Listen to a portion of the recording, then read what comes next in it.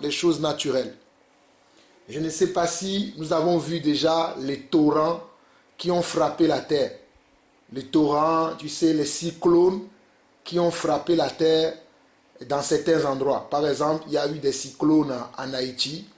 Il y en a eu le cyclone de Katrina, je crois, aux États-Unis. Il y en a eu plusieurs endroits sur la terre qui ont été frappés par des cyclones, par des cataclysmes, je vais dire, des catastrophes naturelles. Et quand on voit ça, est-ce que tu vois comment ces choses-là ravagent des villes entières, tout, de fois détruit même tout un pays. Donc c'est ce qui va arriver à l'avènement du Seigneur. Lorsque en un signal donné, les morts en Christ vont ressusciter en premier, et que nous les vivants, nous serons restés, et nous les vivants qui serons restés, nous serons enlevés avec eux. Crois-moi, si tu es par exemple, si tu es enfant de Dieu, tu es un pilote dans l'avion, c'est toi qui pilotes l'avion, Dieu t'enlève, l'avion va tomber, ça va s'écraser. Tu es un chauffeur de bus, Dieu t'enlève. Regarde tous les gens qui sont dans le bus va aller se cogner dans je ne sais pas où. Tu es maçon, tu es dans ton grue pour peut-être prendre le béton, couler un béton. Dieu t'enlève. Imagine ce qui va se passer.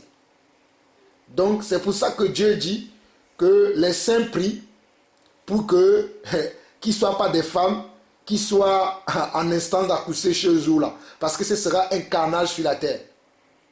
Ce sera vraiment désastreux de voir comment les gens vont souffrir des souffrances atroces que le Seigneur ne souhaite pas. C'est pour ça qu'il nous demande de prier pour les sœurs afin que, ou bien pas pour les sœurs, pour les femmes.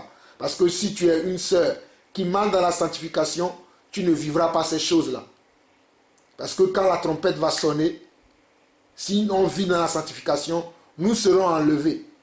C'est ceux qui vont rester, qui vont ouvrir leur télévision, qui vont voir toutes ces catastrophes-là qui vont se passer sur la terre. La deuxième interprétation que je vais donner, c'est quand on parle de la femme, nous savons que la femme veut dire l'Église. La femme veut dire l'Église. Donc la deuxième interprétation, ça va être spirituel. Donc ça concerne les conducteurs qui doivent enseigner l'Église. Donc si les conducteurs ne font pas leur travail, n'enseignent pas la femme, là, parce que, bon, je vais lire, comme ça tu vas mieux me comprendre ce que je veux dire par là.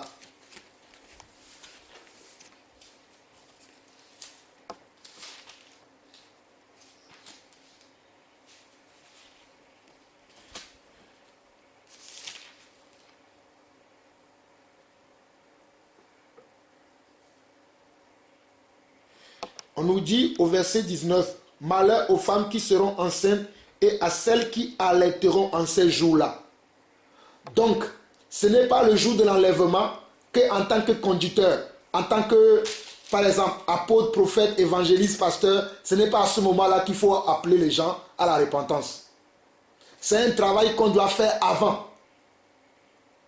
C'est pour ça que je dis que le mot « femme » veut dire « église ». Donc, Dieu veut aussi interpeller nous qui sommes appelés au ministère à s'occuper du ministère maintenant et ne pas attendre l'avènement de Jésus pour travailler. Parce que ce sera un temps difficile à ce moment-là. Ce n'est pas le moment pour travailler. C'est pour ça qu'il faut préparer les disciples avant. Comme Jésus lui-même, il a préparé ses disciples avant de partir. L'allaitement représente quoi? L'allaitement représente la nourriture que nous devons donner comment aux enfants, c'est-à-dire aux enfants de Dieu qui sont dans l'église, au fait à la femme. La femme, c'est l'église, c'est la nourriture que nous devons donner, c'est ce qu'il doit manger. Donc c'est maintenant que nous devons allaiter l'église. Ce n'est pas quand l'enlèvement va être prêt que nous allons allaiter l'église. Parce qu'à ce moment-là, nous ne pourrons plus rien faire. Le temps serait trop tard. C'est pour ça que le Seigneur dit: priez pour que votre fille n'arrive même pas en hiver ni un jour de sabbat, Parce que le jour de sabbat, qu'est-ce qu'on fait? Le jour de sabbat, on instruit. En hiver, est-ce que tu peux sortir en hiver? En hiver, les gens sont chez eux fermés, sous leur manteau. Ils ne veulent pas sortir. Le jour de sabbat, c'est le jour où on prie, on adore le Seigneur.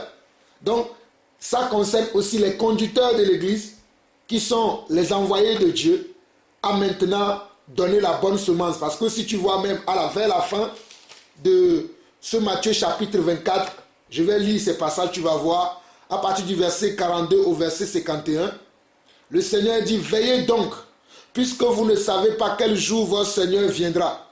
Parce que tout ce chapitre de Matthieu 24 parle du retour du Seigneur. Parle de les choses qui vont se passer après le retour du Seigneur. Donc, c'est vrai qu'il y a des versets qui parlent des choses différemment, mais il faut prendre le contexte pour comprendre la pensée de l'Esprit. La pensée du Seigneur à ce moment-là. Donc, il dit, au verset 43, il dit, sachez-le bien, si le maître de la maison savait à quelle veille de la nuit le voleur doit venir, il veillerait et ne laisserait pas percer sa maison.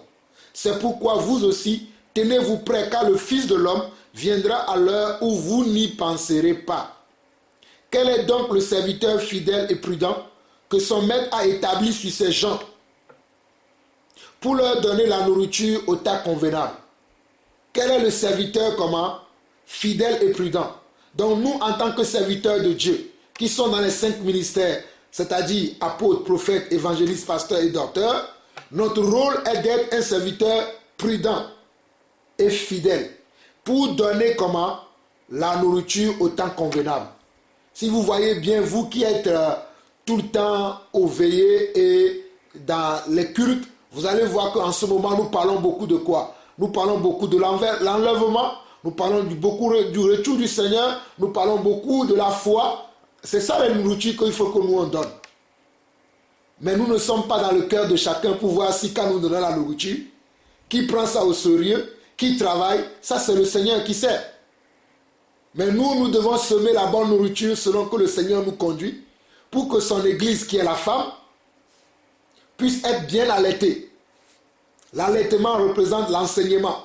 L'allaitement représente l'exhortation. L'allaitement représente même les témoignages que nous avons entendus aujourd'hui. C'est aussi C'est aussi l'allaitement. Ça peut toucher des gens parmi nous qui vont régler leur vie. Certains sont concernés peut-être par ce qu'on a dit. Peut-être eux, peut-être aujourd'hui, n'ont pas eu le courage de témoigner. Mais parce que d'autres ont témoigné, eux aussi, ils auront le courage demain pour témoigner.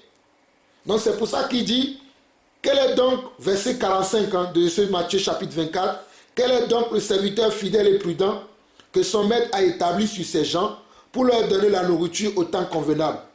Heureux ce serviteur que son maître à son arrivée trouvera faisant ainsi. Je vous le dis en vérité, il établira sur tous ses biens. Mais si c'est un méchant serviteur qui dit en lui-même, mon maître tarde à venir, s'il se met à battre ses compagnons, s'il mange et boit avec les ivrognes, le maître de ce serviteur viendra le jour où il ne s'y attend pas et à l'heure qu'il ne connaît pas. Il le mettra en pièces et lui donnera sa part avec les hypocrites. C'est là où il y aura des pleurs et des grincements de dents. Donc ce verset 19 et 20 a rapport avec ce que je viens de lire vers la fin de ce chapitre 24. Parce que tu vas voir que déjà vers le verset 15 de ce Matthieu chapitre 24, on nous dit c'est pourquoi lorsque vous verrez l'abomination de la désolation dont a parlé le prophète Daniel établi à un lieu saint, que celui qui lit fasse attention. Aujourd'hui, nous avons vu toutes les désolations dont la Bible parle. Les gens adorent aujourd'hui les arbres. Les gens adorent aujourd'hui la créature au lieu d'adorer le Créateur. Donc ce sont les signes que le Seigneur nous a donnés pour que nous puissions nous préparer correctement pour l'enlèvement. Donc ces signes sont accomplis à nos yeux et continueront de s'accomplir encore à nos yeux. Mais que faisons-nous, nous les enfants de Dieu? Dieu nous donne toujours des signes. Mais ces signes sont là pour nous interpeller. Soit à fouiller dans nos vies, à faire des réglages dans nos vies, à corriger notre marche, à redresser ce qui est courbé pour être totalement dans la volonté de Dieu. Si on continue vers le verset 16, il dit « Alors que ceux qui seront en Judée fuient dans les montagnes, que celui qui sera sur le toit ne descende pas pour prendre ce qui est dans sa maison, et que celui qui sera dans les champs ne retourne pas en arrière pour prendre son manteau. » Attends, on dit c'est l'avènement du Seigneur. Quand tu veux retourner dans ta maison pour aller chercher quelque chose, tu vas être enlevé. Ce n'est pas le temps de penser à ton manteau et à ton, je sais pas, à ta viande que tu as mis dans le four, ou je ne sais pas. C'est le moment où il faut être prêt. Parce qu'il y aura des gens qui vont tellement penser à ces choses qui vont rater l'enlèvement. Ça veut dire qu'ils ont aimé quoi? Qu'ils ont aimé le monde. C'est ce que nous avons partagé ce soir. Ils ont aimé le monde. Souvenons-nous de l'histoire de la famille de Lot. Lorsque Dieu les avait délivrés de Sodome et Gomorrhe, ils ont dit, qu'est-ce que Dieu leur avait dit? Dieu leur a dit, vous sortirez de la ville et vous ne regarderez pas derrière. Mais vous savez, la femme de Lot, hein, elle avait tellement la nostalgie, elle a regardé derrière, elle s'est transformée en statue de sel. Cela est écrit dans la Bible. Donc dans ce passage, retenons que le Seigneur veut nous interpeller sur comment la marche, l'attitude, le comportement, le caractère, comment nous devons travailler. Il y a 2 semaines, je parlais de ça, que moi je suis prêt. Parce que je me prépare tous les jours pour l'enlèvement. Là, c'est mon temps d'être prêt. Dieu permet que je puisse régler encore des choses dans ma vie. Mais je suis prêt pour l'enlèvement. Et nous devons être tous prêts, comme on le voit dans ce passage vers la fin. La Bible dit que nous ne savons ni l'heure, ni le moment, ni si on le savait. C'est ce que la Bible dit dans la fin du passage. Donc ce passage veut nous parler. C'est pour ça que j'ai pris dans le naturel et je prends dans le spirituel. Dans le naturel, ça sera un carnage. Et crois-moi, il y a des pilotes chrétiens. Il y a des conducteurs de bus chrétiens. Véritables. Il y a des gens qui travaillent dans les hôpitaux, dans tous les endroits publics. Mais par exemple, moi-même qui te parle. Je suis comptable. Mais je suis enfant de Dieu. Tu penses que le jour où il y aura l'enlèvement, moi je vais penser à mes factures que je traite tous les jours, les recettes, les dépenses. Je ne vais pas penser à ça. Mais celui qui, à ce moment-là, au lieu de penser à partir avec son Seigneur, va être encore dans les choses de cette terre-là, ça veut dire que son cœur, voilà une question qui m'a été posée tout à l'heure, ça veut dire que Dieu n'a pas totalement régné dans sa vie. Ça veut dire qu'il y a des parties dans sa vie où il n'y avait pas le règne de Dieu. Parce que s'il avait le règne de Dieu dans sa vie, il saura que le Seigneur a dit de se préparer pour toutes ces choses. Il n'aura pas une partie de son cœur qui va dire, mais est-ce que je peux aller chercher mon vieil manteau? Je l'ai quand même acheté 500 €. Non, personne ne va partir. Déjà, le corps avec lequel nous partirons, ce n'est pas ce corps-là. Alors pourquoi s'inquiéter? Pourquoi dire, bon, il faut que je ramasse tout ce que j'ai sur la terre, il faut que j'aille vider mon livret A, mon livret épargne, ceci ou cela. Ce n'est pas le moment. C'est pendant que nous sommes là que ce que tu as dans ton livret, que tu puisses être comment? Comme nous l'avons vu dans Hébreux chapitre 13, que tu sois dans la libéralité avec ton livret A, avec ton livret épargne. C'est maintenant. Ce n'est pas au retour du Seigneur que tu vas dire, comme je sais maintenant que le Seigneur vient, je vais aller donner ça aux pauvres. Tu n'as rien compris. C'est maintenant qu'il faut commencer à donner. Il y a des gens qui amassent, qui ne donnent jamais. Donc, la deuxième façon spirituelle, c'est ce que j'ai dit par rapport à la femme qui représente l'Église. Et les conducteurs, ce sont les apôtres, les prophètes, les évangélistes et les pasteurs qui doivent donner comment l'allaitement. Et l'allaitement représente l'enseignement, l'exhortation et comment, et surtout, la prière aussi que nous devons faire. Que le Seigneur nous garde. Amen.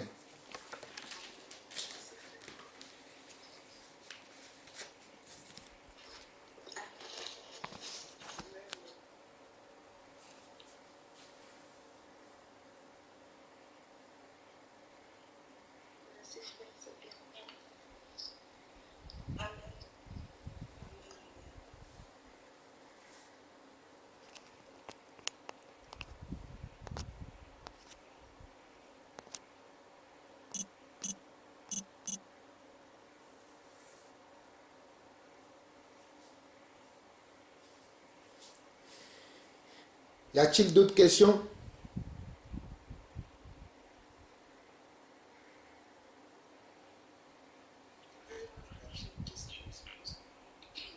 Vas-y, ma soeur. Ce matin, j'étais en train de lire Jacques 2, Oui. verset, alors chapitre 1, verset 14, la foi sans les œuvres. Donc j'ai lu tout à partir du verset 14 jusqu'à la fin.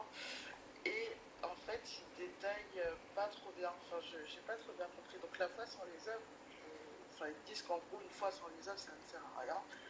Mais la foi sans les œuvres, est-ce que c'est, je sais pas si j'ai bien compris, moi j'ai compris par exemple, si tu as la foi par exemple de déplacer une montagne, tu vas devant la montagne, tu te demandes de déplacer et après tu fais le témoignage, est-ce que c'est ça ou c'est autre chose?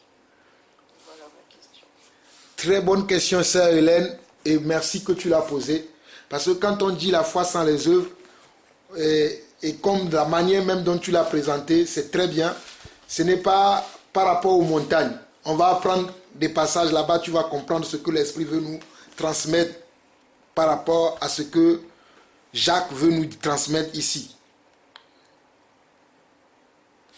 Prenons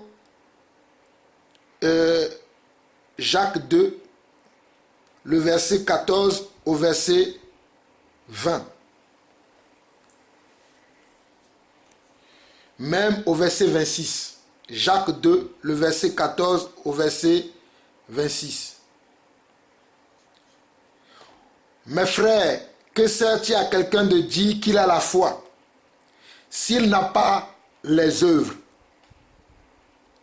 Mes frères, que sert-il à quelqu'un de dire qu'il a la foi s'il n'a pas les œuvres? Cette foi peut-elle le sauver? Si un frère ou une sœur sont nus et manquent de la nourriture de chaque jour, et que l'un d'entre vous leur dit, allez en paix, chauffez-vous et rassasiez-vous, et que vous ne leur donniez pas ce qui est nécessaire au corps, à quoi cela sert-il? Il en est ainsi de la foi. Si elle n'a pas les œuvres, elle est morte en elle-même. Maintenant, mais quelqu'un dira, toi tu as la foi, et moi j'ai les œuvres. Montre-moi ta foi sans les œuvres, et moi je te montrerai la foi par mes œuvres. Avant de continuer, j'aimerais interpréter ce que je veux dire là. D'habitude, nous les enfants de Dieu, nous disons que nous avons la foi. Mais quand nous disons que nous avons la foi doit produire des œuvres, parce que Ephésiens 2, verset 10 dit que Dieu a préparé des œuvres d'avance afin que nous les pratiquons. J'ai donné un exemple tout à l'heure. Il y a des gens qui ont des comptes en banque. Ils apprennent que leurs frères sont dans la souffrance, mais puisque le frère il a décidé d'acheter une voiture à 50 000 euros, il dit mais attends, moi si je donne 100 euros là, ça ferait 50 ans que je vais attendre mes 50 000 euros. Il voit le frère à côté en train de souffrir, mais lui il garde son argent en banque. A-t-il la foi?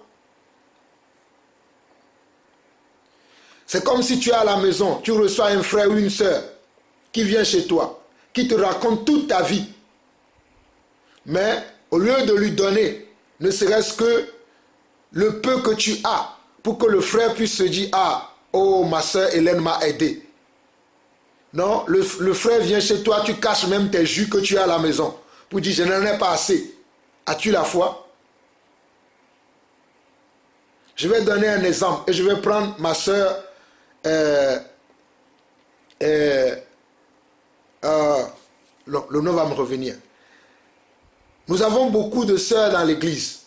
Moi, je connais beaucoup de sœurs qui manifestent leur foi avec les œuvres. Et ça nous bénit beaucoup. Et moi-même, je suis un homme de foi. Je vous parlais dernièrement de ma vie, de comment on n'était qu'au 10 ou au 5 du mois, mais j'étais déjà à presque moins 400 euros sur mon compte. Ma soeur, tu sais ce que j'ai fait? Parce que j'ai envoyé beaucoup, le mois là, oui, c'est le mois en cours là. Déjà dès le début du mois, j'ai aidé beaucoup de frères.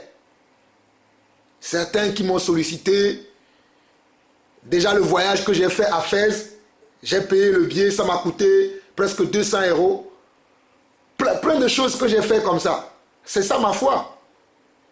Lorsque le frère Alain nous a parlé de Fès, quand on nous sollicite à Fès, je pouvais dire que bon, je n'ai pas assez d'argent sur mon compte. Mais je n'ai pas regardé à mon compte. J'ai regardé à quoi? À Dieu. Donc c'est ça la foi. La foi doit produire des œuvres et des œuvres dignes de la foi. Tout à l'heure je vous parlais de la sœur Florence.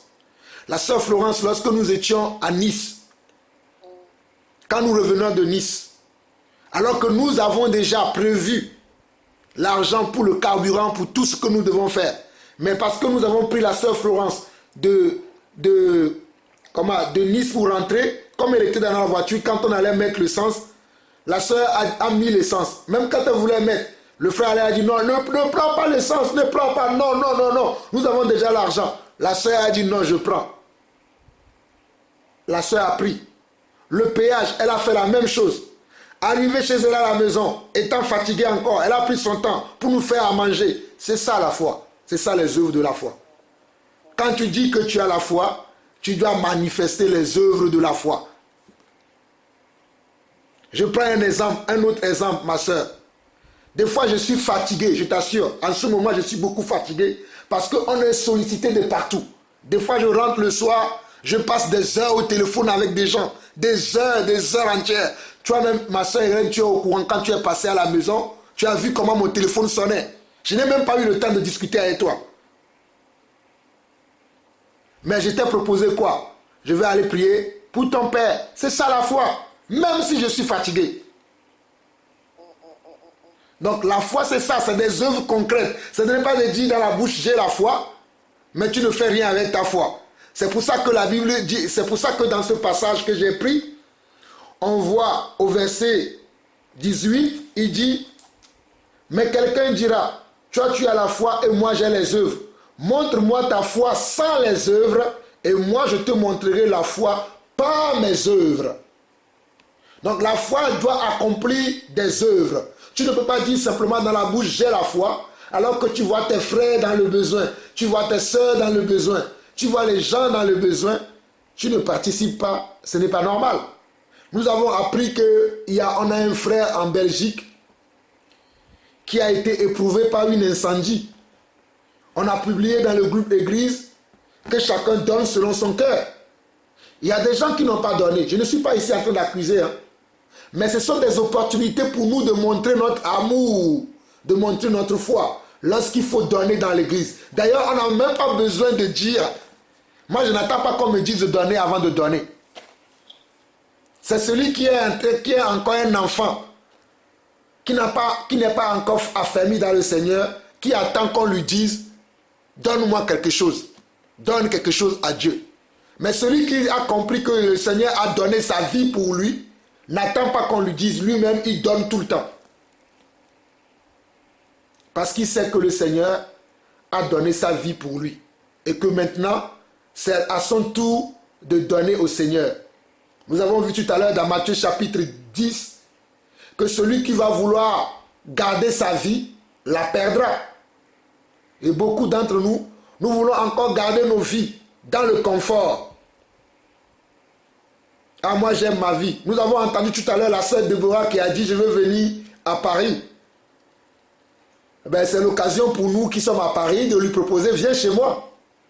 Je n'ai entendu personne parler. Tu vois, c'est ça la foi. Il ne faut pas qu'on te dise, toi-même instantanément tu dois dire. Donc ce sont des exemples que je donne. Je ne suis en train de condamner qui que ce soit, mais la question elle est tellement claire. Et je donne des réponses claires pour que nous puissions comprendre c'est quoi la foi. Moi, le début de ce mois, j'ai reçu des gens qui sont venus un peu de partout. Et j'ai reçu même des gens quand ils étaient chez moi. C'est là où j'ai compris qu'ils étaient en difficulté. Et c'est là où j'ai sorti ma carte pour aller retirer de l'argent pour pouvoir à leurs besoins. C'est ça la foi. Là, je vais juste lire le reste du passage parce que je pense que j'ai répondu à la question. Verset 19. Tu crois qu'il y a un seul Dieu, tu fais bien, les démons le croient aussi et ils tremblent. Veux-tu savoir, ô homme vain, que la foi sans les œuvres est inutile? Une foi sans les œuvres est inutile. Abraham, notre père, ne fut-il pas justifié par les œuvres lorsqu'il offrit son fils Isaac sur l'autel? Toujours est-il que lorsqu'on a de la foi, on doit offrir quelque chose. Ma soeur Hélène, souviens-toi de la communion fraternelle de dimanche. J'ai parlé du sacrifice. J'ai parlé de ma propre vie. Comment je donnais les vieilles choses que je ne voulais plus aux gens. Et le Seigneur m'a fait comprendre que ce n'est pas ça. Je dois donner les meilleures choses aux gens. Si j'aime les belles chaussures, je dois donner des belles chaussures aussi aux gens. Ce n'est pas que les chaussures que tu as mises, elles sont devenues trop vieilles maintenant. Tu en as acheté des nouvelles. C'est bien, hein? C'est déjà le début de la foi parce qu'il y en a d'autres, au lieu de donner même ça, ils vont le vendre sur Bon Coin. Mais si tu aimes les belles choses, tu dois pouvoir donner les belles choses aussi à tes frères. Cela doit te coûter quelque chose. C'est pour ça que la Bible prend l'exemple ici d'Abraham. D'ailleurs, le dimanche, dans le culte que nous aurons, je reviendrai encore sur la foi pour finir. Hébreux chapitre 11, parce que je me suis arrêté qu'au verset 10 la dernière fois, pour permettre aux autres frères aussi d'apporter ce qu'ils savent par rapport à la foi. Donc dans la communion fraternelle du dimanche prochain, je resterai encore sur la foi. Parce que Dieu est en train de me parler en ce moment beaucoup sur la foi. Parce que l'Église a besoin d'être dans la foi. Donc on nous dit ici que Abraham, notre père, verset 21 de Jacques 2, ne fut-il pas justifié par les œuvres lorsqu'il offrit son fils Isaac sur l'autel? Si nous connaissons bien l'histoire d'Abraham, comme le frère Georges l'avait même expliqué dimanche, Abraham n'avait pas d'enfant. C'est l'enfant de la promesse.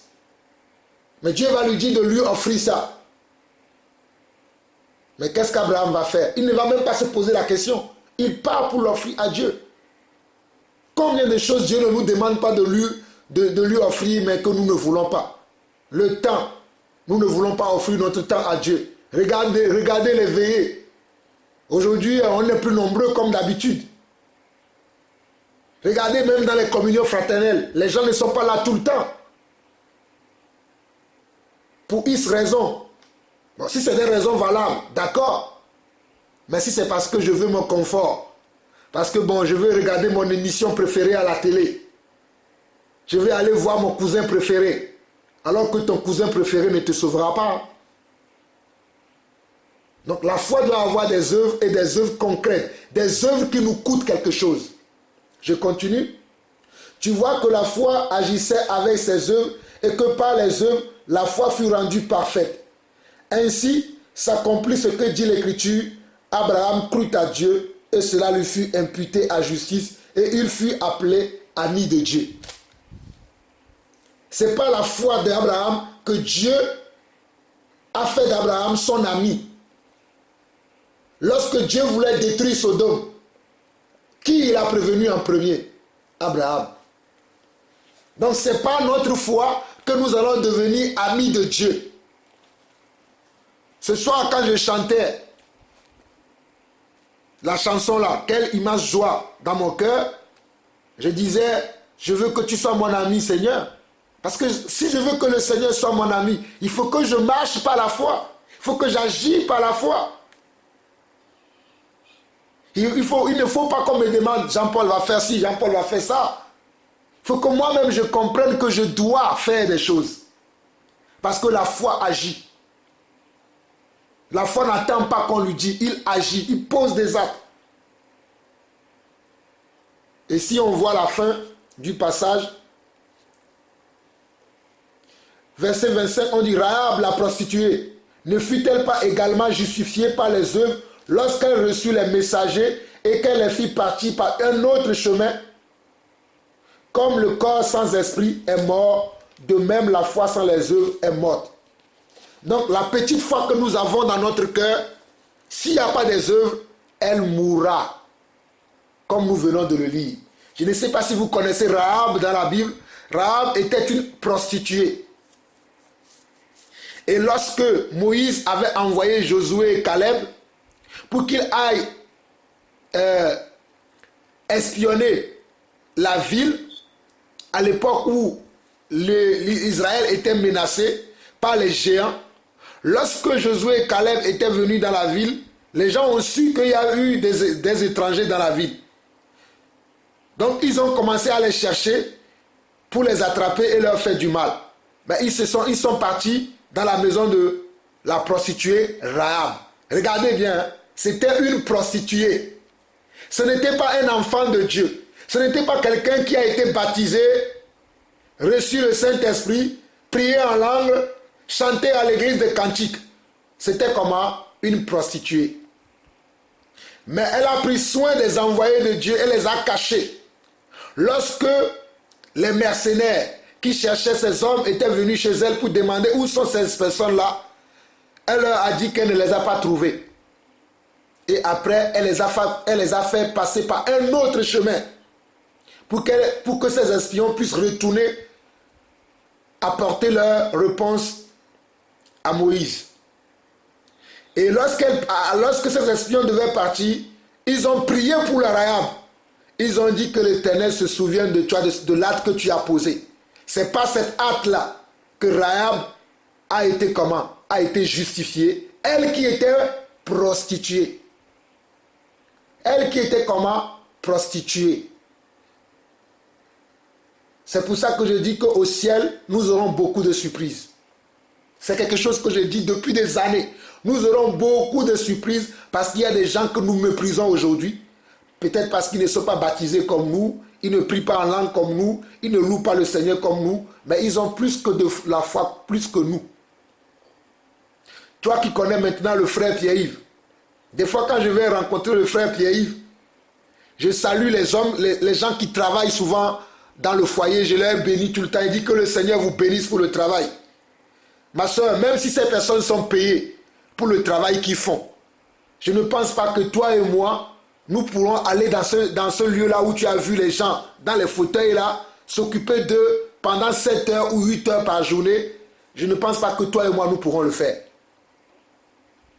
C'est pour ça que quand je pars là-bas, même si je sais que c'est le travail de ces personnes qui s'occupent des personnes handicapées, je les bénis tout le temps avec mes paroles.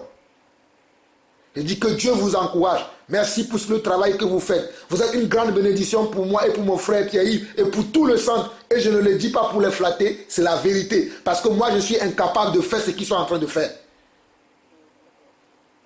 Donc, ma soeur, la foi doit produire des œuvres et des œuvres que Dieu a préparées d'avance.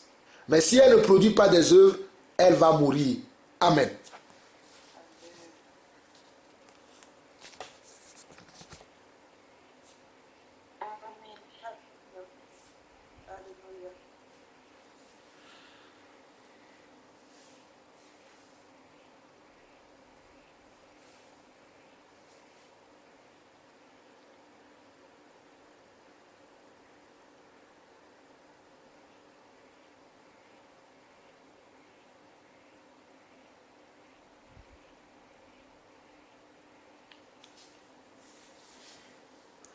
Y a-t-il d'autres questions?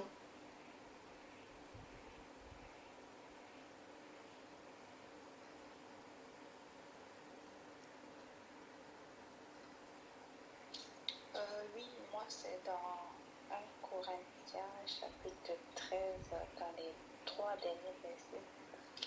Je n'ai pas mon livre devant moi. Et là, je suis en fait sur l'écran. Attendez, là je vais prendre le verset en question.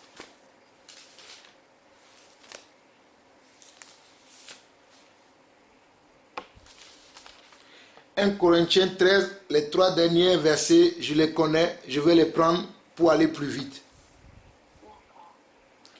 On nous dit, lorsque j'étais enfant, je parlais comme un enfant, je pensais comme un enfant, je raisonnais comme un enfant. Lorsque je suis devenu homme, j'ai fait disparaître ce qui était de l'enfant. Aujourd'hui, nous voyons au moyen d'un miroir d'une manière obscure. Mais alors, nous verrons face à face.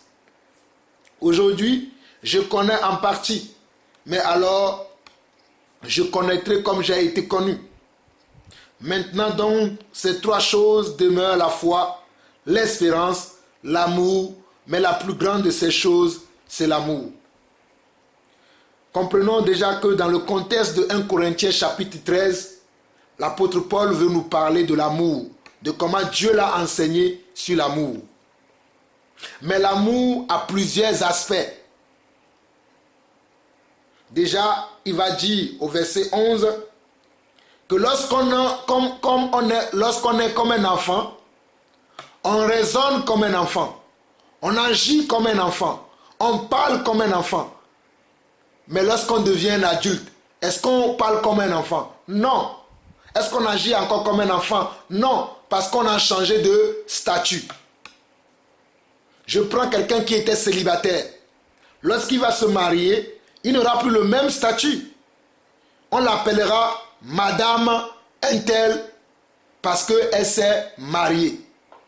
Même si c'est un monsieur, on dira Monsieur un-tel parce qu'il est marié. On l'identifiera maintenant à sa femme.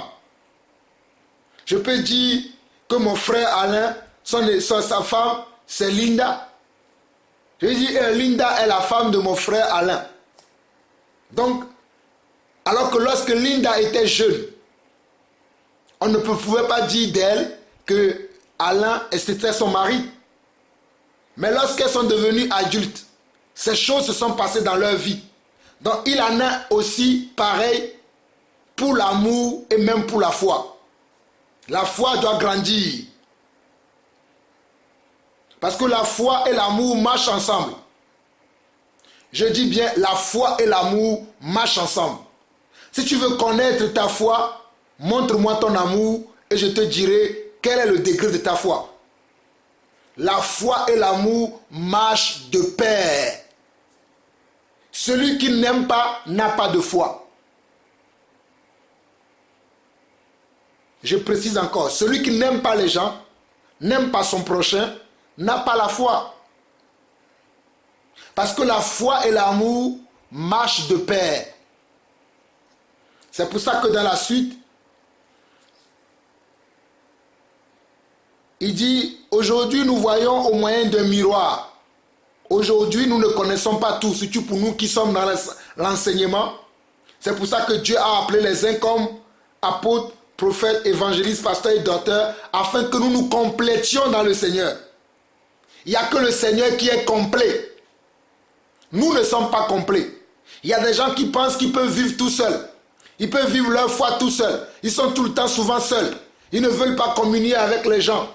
Oh, j'ai été déçu par un tel, j'ai été déçu par un tel, j'ai été déçu par un tel, et après, ils se résignent sur eux. Ils se replient sur eux. Ils n'ont plus de communion avec les gens. Comment vont-ils grandir? Comment même l'amour qu'ils disent qu'ils ont, comment cet amour-là va être éprouvé? Mais lorsque nous marchons ensemble, et que ma soeur marche sur moi, mais je supporte, là je mets mon amour en action. Et je mets aussi ma foi en action. Lorsque nous marchons ensemble, et mon frère me fait quelque chose de mal, je lui dis, il ne veut pas l'accepter. Mais moi je continue à prier pour lui, je suis en train de faire quoi? De démontrer mon amour.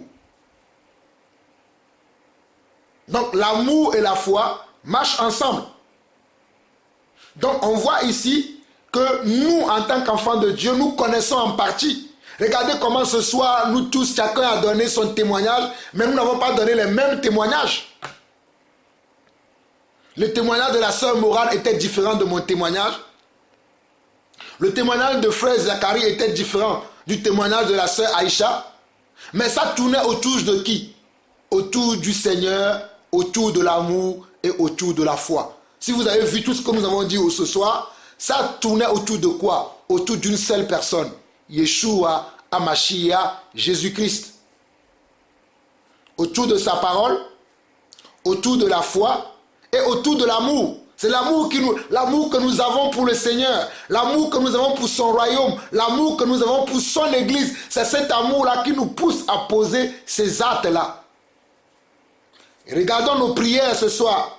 C'est aussi par amour que nous prions.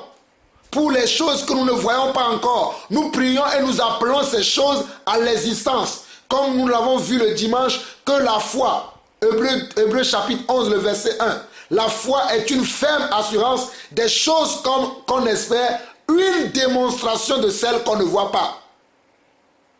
c'est la même chose, l'amour. Je vais parler de Jésus aux gens, ils m'insultent, ils me chassent. Mais moi, je vais continuer à aller parler de Jésus dehors parce que j'ai l'amour pour les âmes, parce que je sais qu'il y aura un jugement pour les âmes qui ne seront pas convertis, qui ne seront pas réconciliés avec leur Dieu. Mais qu'est-ce qui me pousse à faire ça? L'amour de Dieu en moi.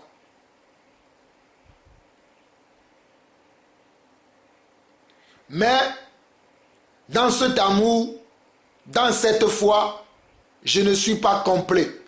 La complétude, ce n'est que le Seigneur. Celui qui est complet, ce n'est que le Seigneur. C'est pour cela que le verset 12 dit, aujourd'hui nous voyons au moyen d'un miroir, parce que je ne suis pas complet dans ma façon de connaître le Seigneur.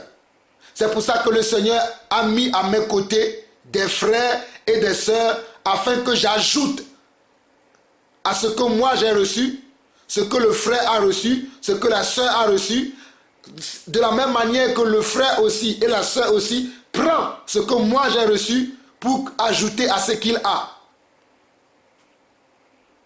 Si Dieu avait mis toute sa connaissance dans une seule personne, il y aura comment? Il y aura de l'orgueil dans le cœur de l'homme. Il y aura même la jalousie. Regardez même Satan, vu le peu que Dieu lui a donné. Regardez comment il s'est rébellé contre Dieu. C'est pour ça que Dieu lui-même, il a permis que nous nous dépendons des uns des autres afin que nous ne soyons pas des orgueilleux, mais que nous soyons des gens qui aiment des frères et des sœurs. C'est pour ça qu'il dit à la fin de cette verset 12, aujourd'hui je connais en partie, mais alors je connaîtrai comme j'ai été connu. Je connaîtrai qui? Je connaîtrai maintenant le Seigneur. Dans toute sa longanimité, sa largeur, sa hauteur, tout. Tout va être clair maintenant. Je saurai de quelle couleur il est. Les gens, d'aucuns disent qu'il est noir, d'autres disent qu'il est blanc. Je verrai la forme qu'il a. Je verrai ses mains, je verrai ses pieds. Je comprendrai sa parole plus claire. Est-il vraiment Dieu? Puisque les gens disent aujourd'hui qu'il y a Père, il y a Fils et il y a le Saint-Esprit. Ils sont tous distincts, ils ne sont pas pareils. Ce jour-là, je connaîtrai vraiment. Parce qu'il y en a d'autres, comme nous, qui disons que c'est la même personne, qui est lui-même le Père, il est lui-même le Fils, il est lui-même le Saint-Esprit. Les gens disent que nous sommes aussi fous. Mais ce jour-là, nous verrons qui a raison. Parce que nous connaissons tous aujourd'hui en partie. Et le verset 13 dit, maintenant donc ces trois choses demeurent quoi? La foi. C'est ce que je disais tout à l'heure, que la foi et l'amour marchent ensemble. Il dit ces trois choses, c'est-à-dire les trois choses que vous et moi, nous devons cultiver, nous devons privilégier, nous devons garder jalousement, c'est la foi, la persévérance, l'amour. La foi, l'espérance, l'amour. Je dis bien la persévérance, mais c'est aussi l'espérance. Quand on parle de l'espérance, on doit penser aussi à la persévérance. L'espérance, c'est quelque chose à laquelle j'espère. Donc quand j'espère, je fais quoi? Je persévère. Il y a des gens qui veulent se marier, mais ils ne persévèrent pas dans comment traiter leur caractère.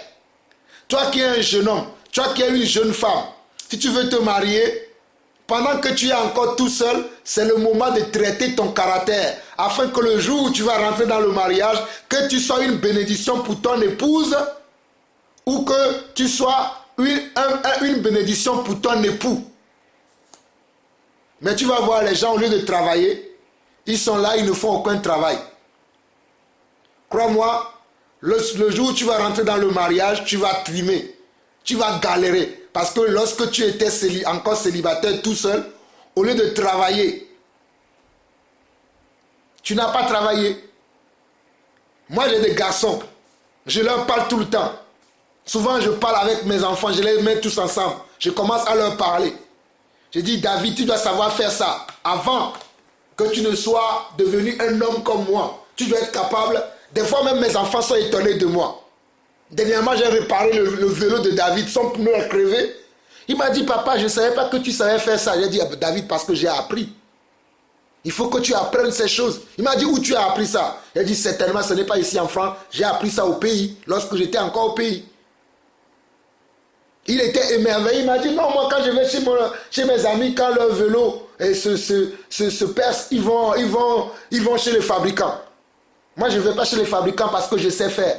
Comment je sais faire? Parce que j'ai été préparé, j'ai été formé à ça. J'ai été formé comment? En regardant les autres faire. Pour les gens qui sont des jeunes filles dans le Seigneur, des jeunes filles, tu dois savoir faire à manger. Parce que le jour où tu vas te marier, il faut que tu arrives à faire des bons plats pour ton mari et pour tes enfants. Mais au lieu de faire tes bons plats, au lieu d'aller apprendre à faire à manger, apprendre à savoir comment s'occuper des maisons. Aujourd'hui, il y a Snapchat, il y a toutes ces choses-là, tu vas les voir traîner sur ces choses, au lieu de rester au pied de leur maman dans la cuisine pour apprendre. Pour les garçons, au lieu de rester avec leurs parents pour apprendre. C'est ça l'amour. C'est l'amour que tu as, tu vas le manifester dans ton foyer. Si tu n'as pas la chance d'avoir une famille équilibrée, mais tu regardes à côté de toi, où il y a les familles équilibrées, où je peux aller en tirer quelque chose. Et quand tu viens, tu ouvres tes yeux pour apprendre, pour en tirer quelque chose. Et maintenant, après, rester quoi? Rester dans l'espérance que Dieu va te faire vivre toi aussi la vraie foi, la vraie amour. Comme la fin du verset 13 dit que maintenant, dans ces trois choses demeurent la foi, l'espérance, l'amour. Mais la plus grande de ces choses, c'est l'amour. Je vais finir par un passage dans Luc. Comme je vous ai dit que la foi et l'amour marchent ensemble, je vais vous le prouver par un message que Jésus avait prêché sur ça. Allons dans Luc, chapitre 10, si je ne me trompe pas.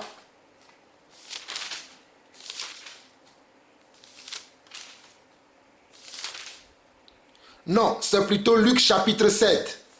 Nous allons lire du verset 40 au verset 47 et je vais m'arrêter, non, même jusqu'au verset 50. Et je vais arrêter cette question sur 1 Corinthiens chapitre 13, les trois derniers versets qui ont un rapport avec ce passage que Dieu a mis dans mon cœur pour vous montrer que la foi et l'amour marchent ensemble. On nous dit dans Luc chapitre 7 à partir du verset 40, on dit Jésus prend la parole et lui dit, Simon, j'ai quelque chose à te dire. Maître, parle, répondit-il. Un créancier avait deux débiteurs. L'un devait 500 deniers et l'autre 50. Comme il n'avait pas de quoi payer, il leur remit à tous les deux leurs dettes. Lequel aimera le plus? Lequel l'aimera le plus? Simon répondit, celui, je pense, auquel il a le plus remis. Jésus lui dit, tu as bien jugé. Puis se tournant vers la femme, il dit à Simon, vois-tu cette femme?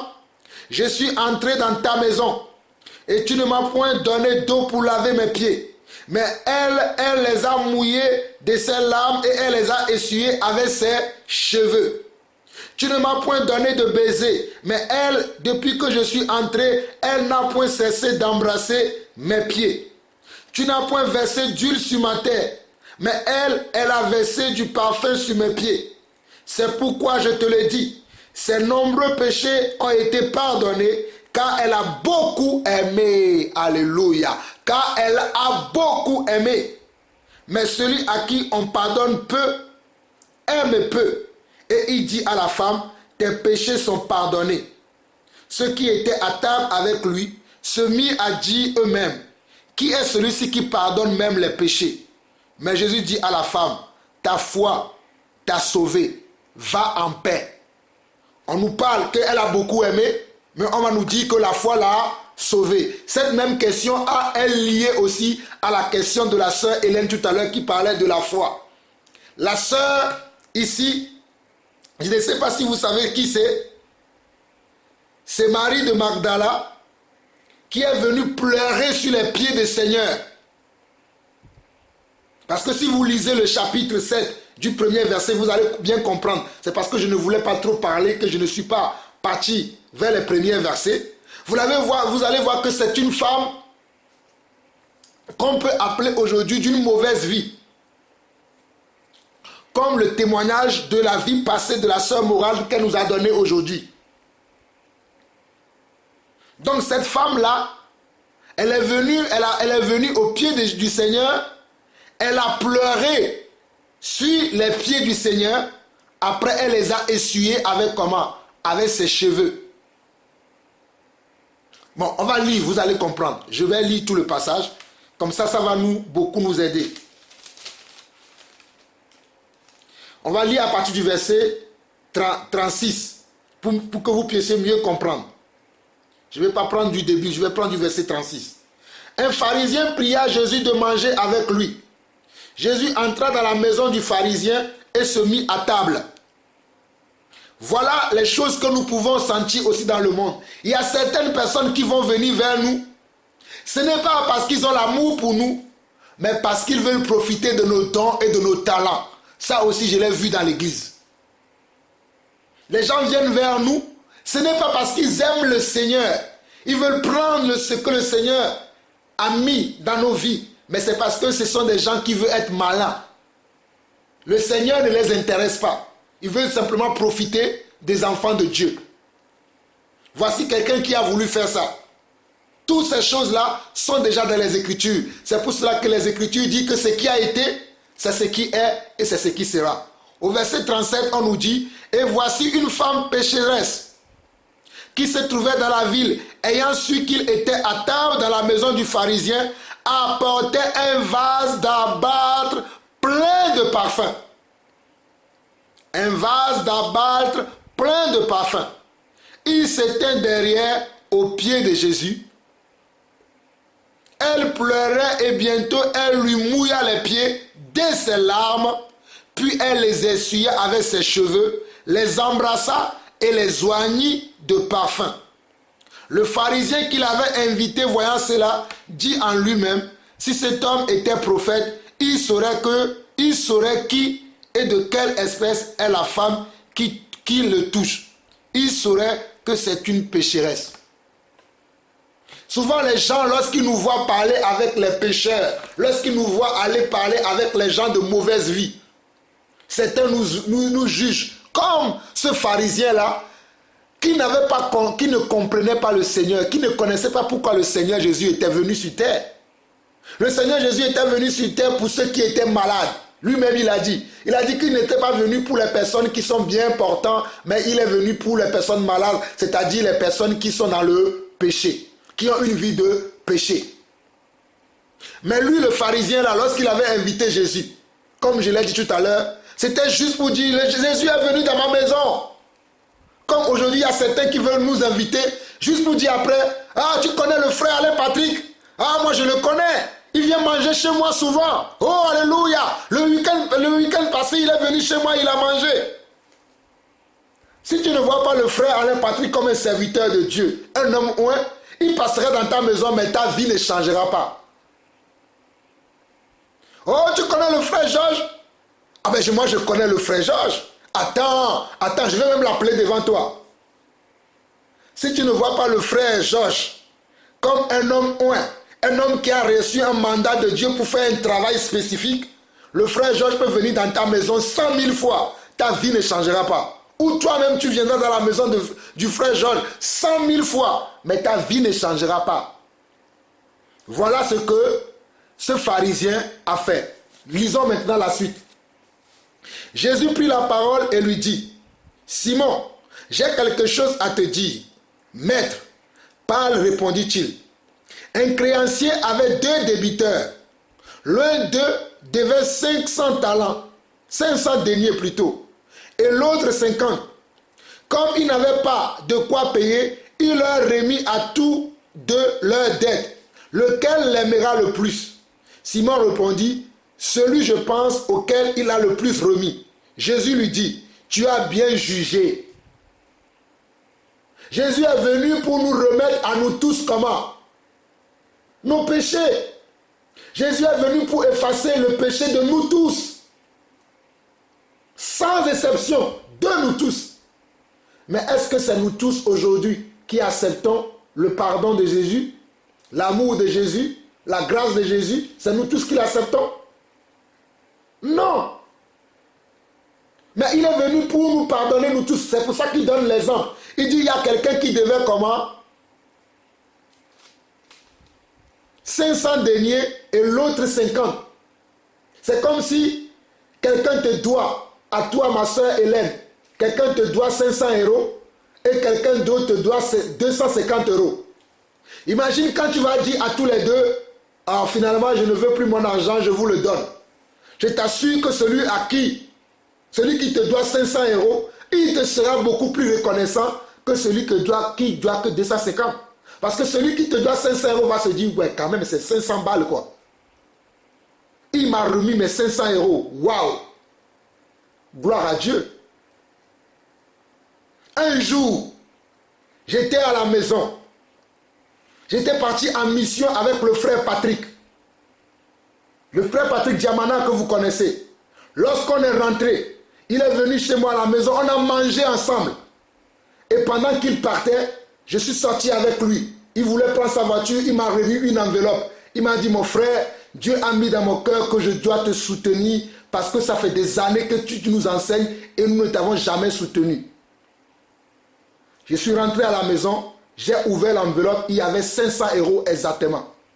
500 euros. Et c'était une époque de ma vie où c'était difficile pour moi. Je n'avais rien demandé aux frères. Depuis que je sers le Seigneur, je n'ai rien demandé à qui que ce soit. Mais le Seigneur a toujours touché des gens. Comme moi-même j'aime semer dans le Seigneur utilise aussi des gens pour semer dans ma vie. Combien de fois je n'ai pas vu des gens semer dans ma vie? Même la sœur Florence qui est là, à la veille ce soir. Même à la maison chez moi, je ne sais pas, quand toi Hélène qui était là la dernière fois, il y a un petit cadre qui est devant mon salon. C'est la sœur Florence qui me l'a offert. Donc, juste pour dire que la foi que nous avons, la foi là doit produire. Elle doit faire des œuvres.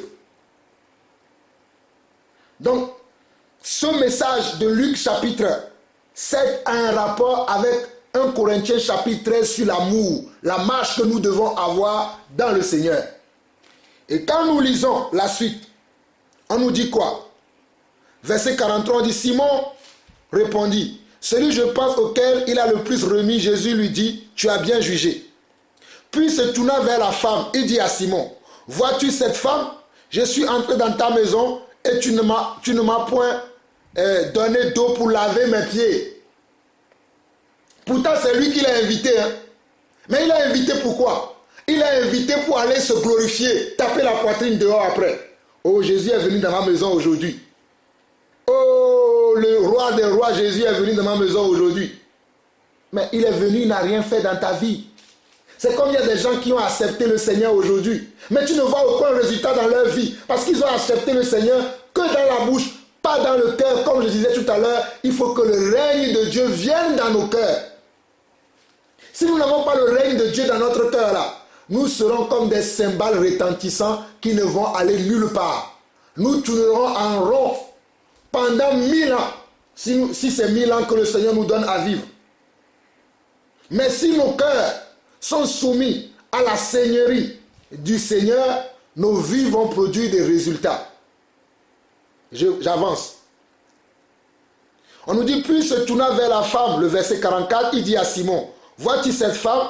Je suis entré dans ta maison et tu ne m'as point donné d'eau pour laver mes pieds. Mais elle les a mouillés de ses larmes et elle les a essuyés avec ses cheveux. Voici quelqu'un qui a une foi. Elle a la foi, elle agit. La foi produit des œuvres. La foi produit des œuvres dignes de la foi. Je continue. Tu ne m'as point donné de baiser, mais elle, depuis que je suis entré, elle n'a point cessé d'embrasser mes pieds. Tellement la femme s'est humiliée. Parce que pour embrasser les pieds de quelqu'un, il faut comment? Il faut s'engenouiller. Le fait que cette dame s'engenouillait, c'est synonyme de quoi? C'est synonyme de comment? C'est synonyme d'humiliation, s'humilier, de repentance. Verset 46, tu n'as point versé d'huile sur ma tête, Mais elle a versé du parfum sur mes pieds. Du parfum. Dans Jean, on va dire que ce parfum-là est un parfum de grande valeur, d'un grand prix. C'est ce que Jean lui dit. Ici, dans Luc, on ne dit pas ça. Mais dans Jean, on va dire que c'est un parfum de comment? D'une grande valeur, d'un grand prix. Même Judas a dit, on aurait pu vendre ce parfum-là pour nourrir les pauvres. Mais Jésus a répondu à Judas, les pauvres sont toujours avec vous. Mais moi, je suis avec vous que pour peu de temps. Donc, ce que la femme a fait est juste. Je continue. Verset 47. C'est pourquoi je te le dis. Ses nombreux péchés ont été pardonnés, car elle a beaucoup aimé. Car elle a beaucoup aimé. Nos péchés peuvent être pardonnés par notre amour. Ce n'est pas moi qui le dis, c'est le Seigneur Jésus qui parle ici. Ce n'est même pas les apôtres. Ces paroles sont sorties de la bouche du Seigneur qui dit, c'est pourquoi je te le dis, ses nombreux péchés ont été pardonnés, car elle a beaucoup aimé. Mais celui à qui on pardonne peu, aime peu. Donc si nous pardonnons peu aux gens, nous serons aimés aussi peu. C'est le Seigneur qui nous révèle cela. Et il dit à la femme, tes péchés sont pardonnés, car ceux qui étaient à table avec lui se mit à dire en eux-mêmes, qui est celui-ci qui pardonne même les péchés? Mais Jésus dit à la femme, ta foi t'a sauvé, va en paix. Regarde la fin du verset. Jésus dit à la femme, ta foi t'a sauvé, va en paix. C'est pour cela que je disais tout à l'heure que l'amour marche avec comment? Avec la foi. Lorsqu'on a la foi, on agit dans l'amour. Lorsqu'on a l'amour, on agit avec foi. Je répète encore cette phrase. Lorsqu'on a la foi, on agit dans l'amour. Lorsqu'on a l'amour, on agit avec foi. Tu ne peux pas dire que tu as la foi sans amour et tu ne peux pas dire que tu as l'amour sans la foi. Parce que les deux sont comment? Sont jumelles. Elles marchent ensemble.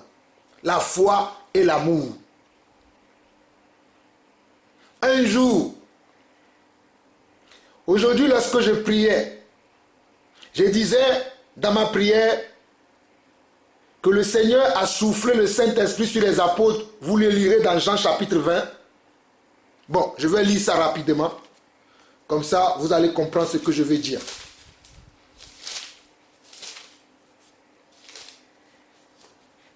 Jean chapitre 20, le verset 22. 22-23.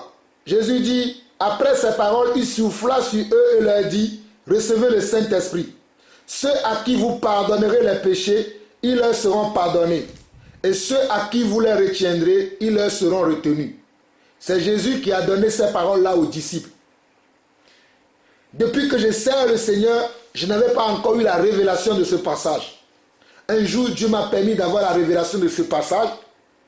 Et je sais que partout où je passe maintenant, lorsque je prie pour les âmes, je prie en conformité selon cette parole-là, parce que c'est ce que Dieu a fait dans la vie des disciples.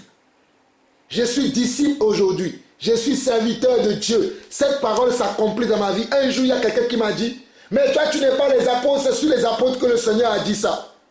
J'ai dit, mais est-ce que toi, tu connais ma grâce? Tu connais mon appel, toi? Tu vois le frère Pierre-Yves. Un jour, je priais avec le frère Pierre-Yves. Et par ma prière, j'ai parlé de ce passage. Le frère a tellement été touché que 2 jours plus tard, il m'a dit, mon frère, j'entends souvent les gens parler de toi, parler de comment tu marches dans le Seigneur. Mais ce jour-là, lorsque tu as dit cette parole, le Seigneur a convaincu dans mon cœur que mes péchés sont pardonnés. Ma soeur, c'est pour ça que je suis quelqu'un, je n'écoute pas ce que les gens disent, j'écoute la manière dont Dieu me conduit.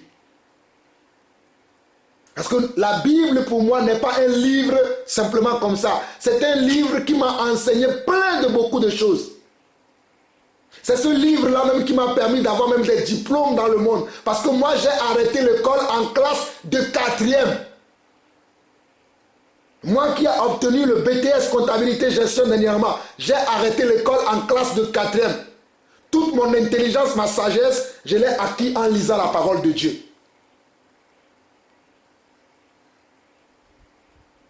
Donc, comme je viens de dire, l'amour et la foi marchent de pair. Ah, merci Seigneur pour le passage que tu me donnes encore là. Merci Seigneur pour ce passage. Lorsqu'on a de l'amour, on prie pour que les gens puissent recevoir la guérison, la délivrance, pour être bénis dans tout ce que Dieu fait dans leur vie. Luc chapitre 8 à côté, la femme là pour qui Jésus a prié, c'est le passage que Jésus vient de me mettre dans le cœur. Je vais finir par là, parce que ça fait un bon bout de temps que je parle déjà pour cette question. Dans Luc chapitre 8, vous allez voir que cette femme se retrouve dans les femmes qui assistaient Jésus dans son ministère. Luc chapitre 8. On nous dit ensuite Jésus allait de ville en ville et de village en village, prêchant et annonçant la bonne nouvelle du royaume de Dieu. Les 12 étaient auprès de lui avec quelques femmes qui avaient été guéries d'esprits malins et de maladies. Marie dit de Magdala, de laquelle étaient sortis 7 démons, Jeanne, femme de Chuja, intendant de Rhodes, Suzanne et plusieurs autres qui l'assistaient de leur bien. Qui l'assistaient de quoi? De leur bien. Même Jésus qui était le Seigneur des Seigneurs, le Roi des Rois, notre Dieu, a été assisté par des femmes. Aujourd'hui, dans l'église, les serviteurs, les conducteurs de Dieu doivent être assistés. Je me réjouis lorsque nous étions à Nice. Il y avait certaines sœurs qui s'étaient rapprochées de nous, on parlait de cela. Et je disais aux frères que vous devez bénir même vos conducteurs. Vous devez les assister dans tout ce qu'ils font. Quand on est rentré, j'ai vu une des sœurs dont je ne citerai pas le nom qui a mis cette parole en pratique. Elle a béni les serviteurs, les conducteurs qui les conduisent. Parce que c'est écrit dans la Bible. Il y a des gens à qui on enseigne la parole de Dieu. Je ne dis pas cela pour que les gens... j'aime bien quand je précise les choses pour que quelqu'un vienne me dire, bon frère Jean-Paul, je te donne ça. Mais je dois enseigner la vérité telle qu'elle est dans la parole. Donc, on voit ici que la femme là, qui avait été délivrée, qui avait été pardonnée de ses péchés, est devenue plus tard comment? Une assistante du Seigneur. Qui assistait le Seigneur de ses biens.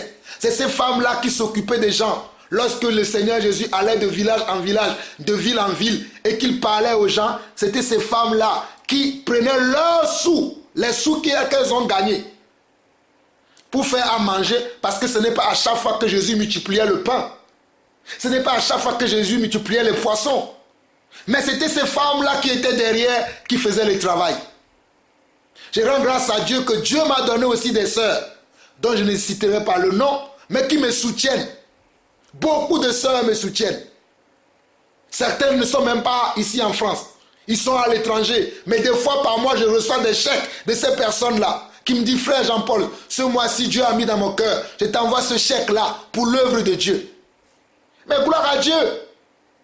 Mais vous autres, vous les autres, nous les autres frères, qu'est-ce que nous faisons pour le royaume de Dieu? Qu'est-ce que l'amour que nous avons de Dieu? Qu'est-ce que nous faisons avec ça? Et quand je dis donner, ce n'est pas que donner de l'argent. Nous pouvons donner notre temps, nous pouvons donner notre prière, nous pouvons donner quoi? Nous pouvons donner plein de choses dans l'église. Moi, je donne beaucoup de choses dans l'église. Je donne beaucoup mon temps, je donne beaucoup de l'argent, je donne tout. Il n'y a rien que je ne... Je suis capable de faire tout. Souvenez-vous, la dernière fois, lorsque nous étions à la maison, vous étiez chez nous, à la maison, lorsqu'il y avait le culte chez nous. Je suis parti avec les enfants au parc. Ça fait partie aussi du ministère. Le ministère, ce n'est pas simplement être là et prêcher l'évangile. Je voyais qu'il y avait les sœurs qui s'occupaient des enfants qui étaient fatigués. Mais je n'ai pas entendu qu'on me dise, va faire ça. Là où il y a le besoin, moi je veux répondre à un besoin.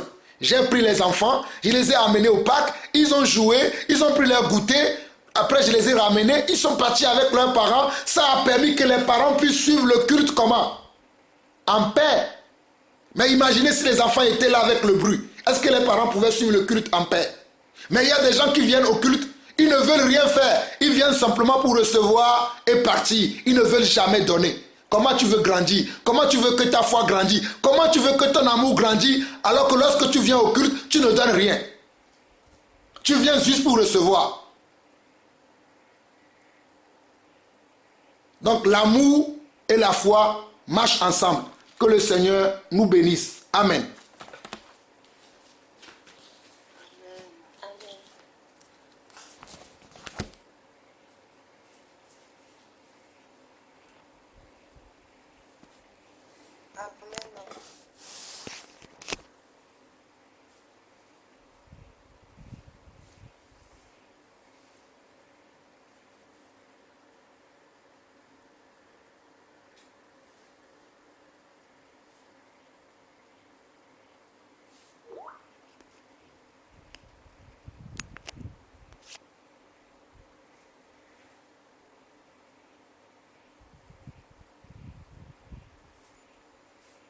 Y a-t-il d'autres questions?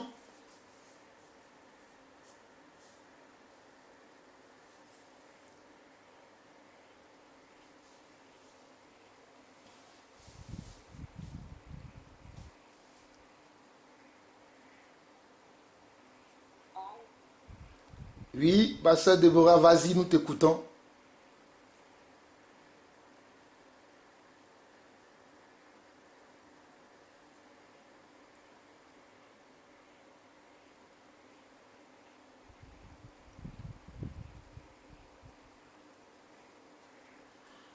Il n'y a plus de questions? Oui. Oui, vas-y.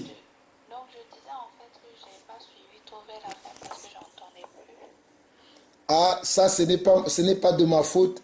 Mais je suis en train d'enregistrer. Je vais republier dans le groupe ce matin. Je pense que même quand on va finir là, moi, je ne vais pas dormir. Voilà le travail que je fais. Vous voyez maintenant que dans tous les cultes qu'on fait, après, je fais quoi? Je prends les fichiers, je les transforme en petit format pour pouvoir le republier dans les groupes WhatsApp pour ceux qui ne sont pas là, même pour ceux qui ont été là, qui n'ont pas tout suivi, de le reçu après. Donc, ma soeur, je ne peux plus revenir dessus. Tu vas suivre ça dans la journée. Crois-moi, dès qu'on va finir, moi, je vais encore travailler. Moi, je vais prendre encore 2 heures, 3 heures pour travailler avant de me reposer et vous en bénéficierez tous. Amen.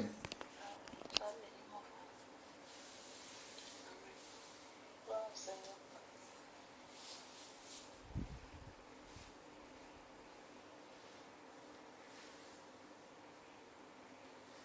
S'il n'y a plus de questions, je vais juste faire une petite conclusion et nous allons prier.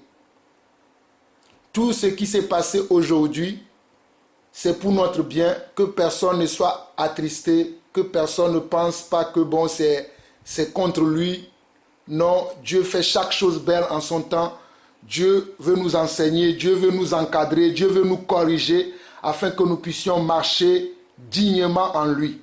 Tout à l'heure, quand j'ai cité des exemples, c'est pour montrer comment Dieu agit, Dieu fait des choses dans nos vies. Ce n'est pas pour dire que vous êtes inutile, vous ne faites rien. Loin de moi cette pensée. Parce que l'ennemi pourra dire, ah vous voyez, ah oui il a dit ça, toi tu ne sers à rien. Loin de moi cette pensée, c'est pour nous donner des exemples de ce que Dieu a déjà fait dans nos vies, de ce que Dieu a pu faire déjà, que nous avons vu, que nos yeux ont touché, que nos mains ont touché. Lorsqu'on parle de l'enseignement, c'est vrai, lorsqu'on donne un témoignage, l'enseignement va être beaucoup plus important. Ça va toucher beaucoup plus que si on parle que dans le théorie. Là, j'ai parlé de beaucoup de pratiques, me concernant moi-même ou de concernant d'autres frères. Et je rends grâce à Dieu que la sœur... Oh, mon Seigneur, pourquoi j'oublie ce soir comme ça ton nom, ma sœur Florence? Je rends grâce à Dieu que la sœur Florence est encore là. Donc, toutes ces choses que nous partageons, je peux témoigner de certaines personnes que je connais depuis des années.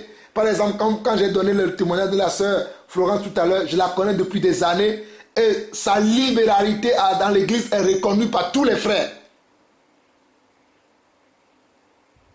Et nous devons tous emboîter le pas de nos grandes sœurs dans la foi, de nos grands frères dans la foi, parce que l'apôtre Paul dit, imitez-moi, car moi aussi j'imite Christ. J'ai été très heureux, très béni d'apprendre tout à l'heure que la sœur Déborah a beaucoup parlé avec la sœur. Wow, my God. La sœur Florence, et que c'est ça qui l'a poussé à aller vers le frère Georges, et que voilà, aujourd'hui, ma sœur est délivrée de l'esprit de divination. Vous voyez comment Dieu peut faire les choses? Donc, notre place est très importante dans l'église. Le rôle que nous jouons dans l'église est très important. Ne dites pas que moi je ne sers à rien. Des fois, il y a des choses qu'on fait en secret. Par exemple, quand cette communication a eu lieu entre la sœur Déborah et la sœur Florence, nous n'étions pas au courant, mais le Seigneur était au courant. Si la sœur n'avait pas parlé du témoignage aujourd'hui, nous ne serions pas, mais le Seigneur, lui, il savait. Il y a beaucoup d'autres choses que nous faisons, que ce soit moi, que ce soit aujourd'hui même, nous, les anciens, le frère Georges, moi-même, le frère Alain, depuis le Canada, on a encore contribué pour l'église de Fès. Ça, vous n'étiez pas au courant. Mais je vous le dis. Aujourd'hui même, on s'est concerté entre nous. Il faut qu'on soutienne les frères là-bas. Il y a tel besoin. Paf, on a fait le soutien. Parce qu'on ne va pas attendre toujours des autres parce que c'est comme ça qu'il faut servir le Seigneur. Donc je nous donne ces exemples-là pour que nous puissions comprendre que dans l'église de Dieu, il y a beaucoup de choses à faire. Il y a prier pour les âmes, aller visiter les malades, prier pour les missions, prier pour nos conducteurs, prier pour les foyers, les conjoints. Il y a tellement... Waouh! Il n'y a que celui qui est paresseux qui ne peut pas savoir tout ce qu'il y a à faire dans la maison de Dieu. Il y a tellement beaucoup de choses à faire. Si tout le monde pouvait se sentir concerné et en étant dans la persévérance, parce que des fois on se sent concerné pendant 1 mois, 2 mois, 3 mois et on abandonne. C'est une question à vie. C'est pour ça que j'ai dit tout à l'heure que moi j'ai signé un contrat à durée éternelle avec Dieu. Je n'ai pas de repos. Des fois je suis fatigué mais les gens m'appellent. Tout le témoignage que vous avez entendu de la sœur Morane ce soir, mais on a commencé depuis le lundi avec elle au téléphone. On a parlé de toutes ces choses déjà. C'est à moi qu'elle avait dit tout ça. J'ai dit, ma soeur, je suis tellement béni par ce témoignage, mais je ne veux pas que ça reste à mon niveau. Partage-le avec toute l'église, ça va bénir l'église. Et vous imaginez le nombre d'heures qu'on a pu passer au téléphone avec ça. Et si je veux parler de tous les appels que j'ai eus cette semaine, on n'en finira pas. Mais je ne veux pas dire qu'il n'y a que moi qui fais ça. Je sais que vous aussi, vous en faites. Donc c'est pour dire simplement que l'ennemi ne vienne pas dire, ah regarde, le frère là c'est un super homme. Ah il est ceci. Non, nous sommes tous pareils. Nous sommes tous pareils. Mais la manière dont nous marchons, c'est ça qui va faire la différence. C'est la manière dont nous mettons notre amour, notre foi à la disposition de Dieu qui va faire tout le changement. Je répète encore, la manière dont nous mettons notre amour, notre disponibilité, notre temps, notre énergie, la manière dont nous le mettons à la disponibilité de Dieu, c'est là où Dieu va honorer notre foi.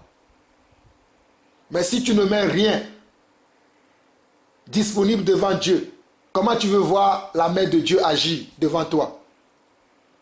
Et je vais terminer avec l'exemple palpable d'Abraham. Dieu avait dit à Abraham, offre-moi ton fils. Abraham est parti. En offrant le fils, le Seigneur a vu sa foi. Le Seigneur l'a interpellé. Abraham, Abraham, maintenant je sais que tu m'aimes.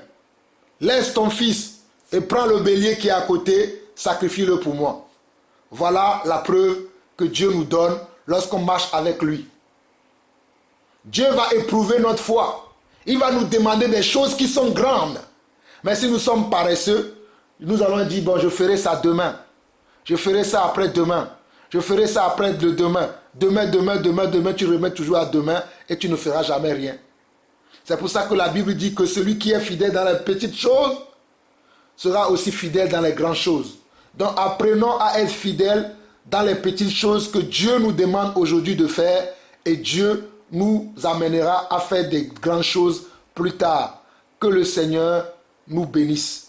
Et si j'ai dû offenser quelqu'un par mes paroles, mes propos, sachez que l'intention n'est pas d'offenser, mais d'enseigner avec véracité, avec exactitude la parole de Dieu. Mais comme je suis un homme fait de chair, on ne sait jamais, peut-être j'ai été trop loin, pardonnez-moi, c'est ma manière de marcher dans le Seigneur. Si j'ai fait un tort à quelqu'un, la pensée n'est pas de faire tort à quelqu'un, de froisser quelqu'un, mais c'est de vous enseigner toute la sagesse de Dieu, selon que le Seigneur me permet. Soyez abondamment bénis et soyons abondamment bénis, que celui qui est inspiré prie pour que nous puissions clôturer la veillée. Amen. Amen, amen. Oh, Seigneur, sois béni.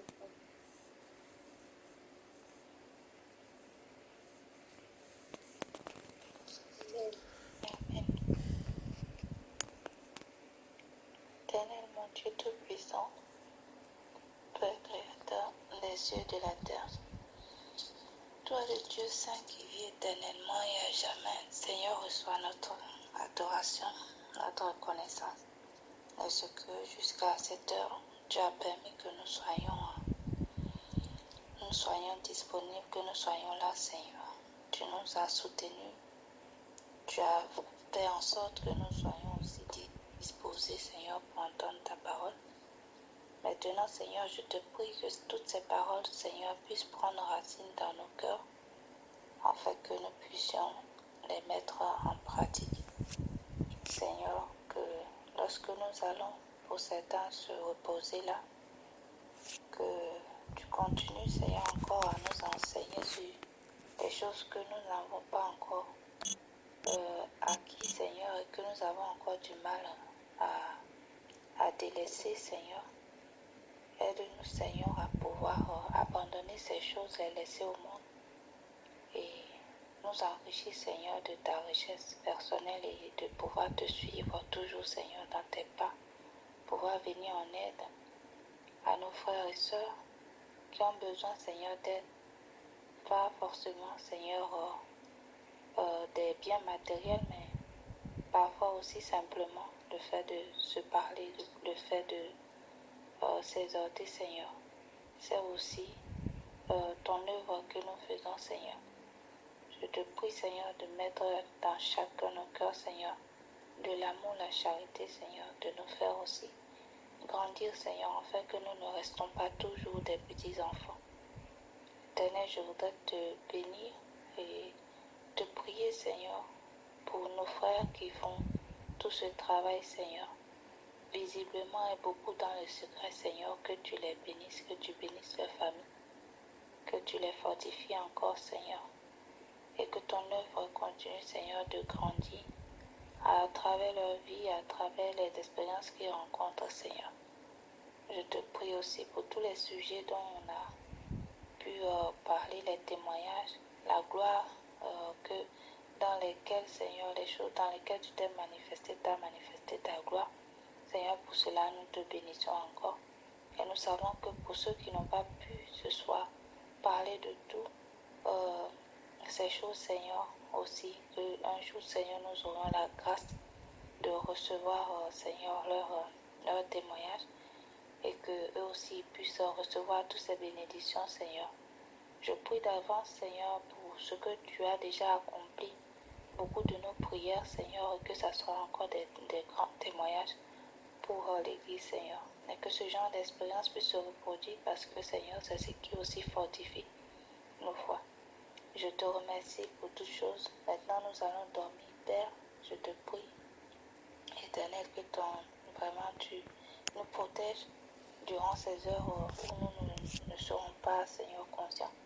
Je te prie aussi pour ceux qui continuent la journée, que tu les fortifies. Seigneur, merci pour tes bienfaits.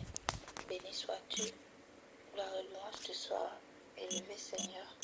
Et que ton nom, Seigneur, continue toujours. Ton amour, Seigneur, continue toujours de grandir, Seigneur, dans nos cœurs. Béni sois-tu au nom de Jésus. Amen. Amen.